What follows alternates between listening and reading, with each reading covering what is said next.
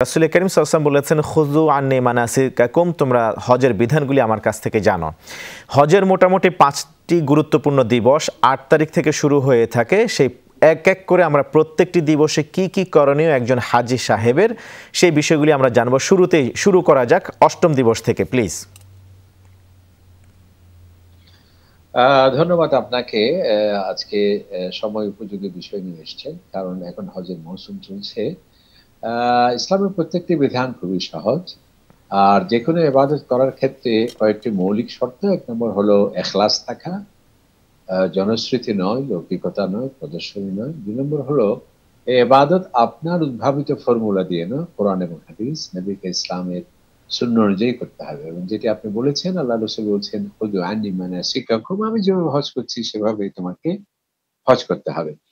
তো এই হজের গুরুত্ব সম্পর্কে আপনি বলেছেন, গত জুমাতে আমরা আলোচনা করেছি। হজের এমন বিধান যে এটি সহজ সরল, কঠিন জটিল নয়, এবং হজ ফুবিয়ে যাতে কাজ না করে। হজের ৫ দিন হজের আনুষ্ঠানিকতা, ৮, ৯, ১০, ১১, ১২। এবং হজের স্থান গুলো হলো, প্রথম হচ্ছে মক্কাতুল মুকাররমার মধ্যে কাবা এবং সাফা মারওয়া, এটি একটি। মিনা একটি স্থান হজের। এরপর মুজদালিফা একটি স্থান। এরপর হলো আরাফার ময়দান, এটি একটি হজের। এই ৪টি স্থানে হজ সম্পন্ন হয়। হজের ফরজ হলো ৩টি মাত্র। একটি হচ্ছে ইহরাম করা, আরেকটি হচ্ছে ৯ তারিখ আরাফার ময়দানে উপস্থিত হওয়া বা ওকুফে আরাফা যেটাকে বলা হয়। এরপর হলো আপনার এহরাম করা। এহরাম করা, আরাফাতে অবস্থান করা। এরপর হচ্ছে কাবা শরীফের তাওয়াফে জিয়ারা, যেটাকে তাওয়াফুল ইফাদা বলা হয়, আল্লাহর ঘর তাওয়াফ করা। এবং হজের ওয়াজিব হলো মোট ৫টি। একটি হচ্ছে মুজদালিফায় রাত্রিতে অবস্থান করা। এরপর হচ্ছে শয়তানকে কঙ্কর নিক্ষেপ করা বা পাথর মারা যেটি। এরপর হচ্ছে চুল কাটা বা মাথা নেড়া করা।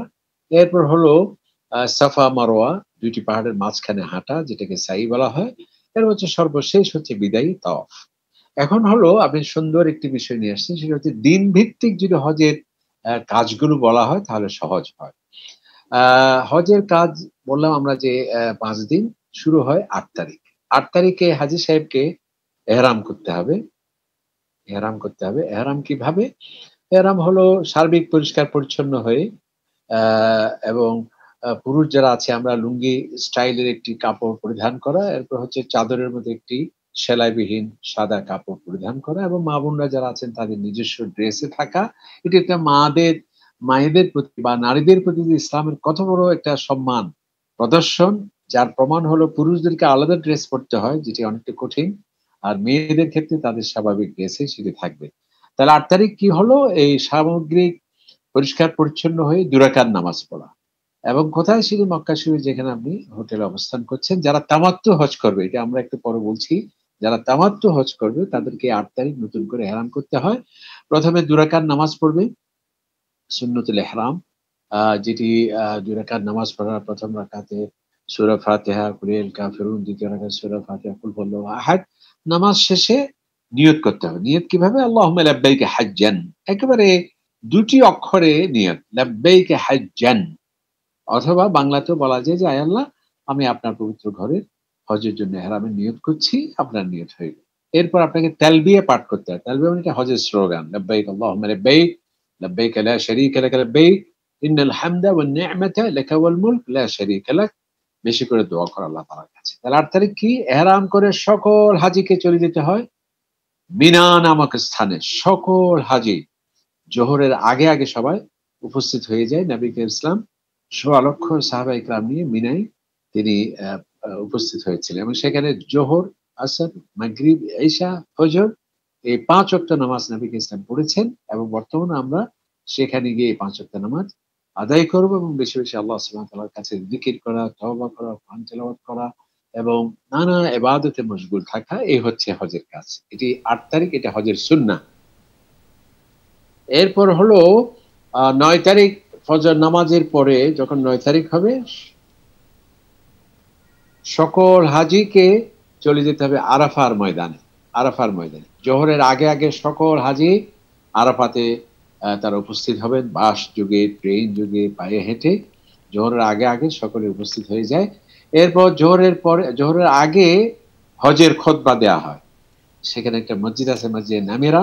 নবী করিম সাল্লাল্লাহু আলাইহি ওয়াসাল্লাম ১.৫ লক্ষ সাহাবায়ে কেরাম নিয়ে জোহরের আগেই তিনি সেখানে পৌঁছে গিয়েছিলেন এবং বিদায় হজের ভাষণ দিয়েছিলেন। তারই সুন্নাহর আলোকে এখনো ইমাম সাহেবরা সেই হজের খুতবা দিয়ে থাকেন। খুতবা শেষে আজান হবে। আজানের পর একটি একামত দিয়ে জোহরের নামাজ ২ রাকাত, আবার একামত দিয়ে আসরের নামাজ ২ রাকাত, অর্থাৎ জোহর এবং আসরকে একসাথে সেখানে আদায় করা হয়। এরপরে আরাফার অবস্থানের সময় শুরু।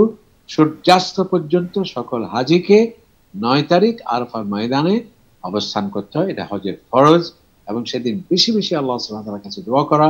আল্লাহর নবী বলেছেন, আল হাজ্জু আরাফা, আরাফাতে অবস্থান করাটাই হলো হজ। যে ব্যক্তি আরাফা পেল তার হজ হয়ে গেল, আর সব কাজ করলো আরাফায় গেল না, তার হজ আদায় হবে না।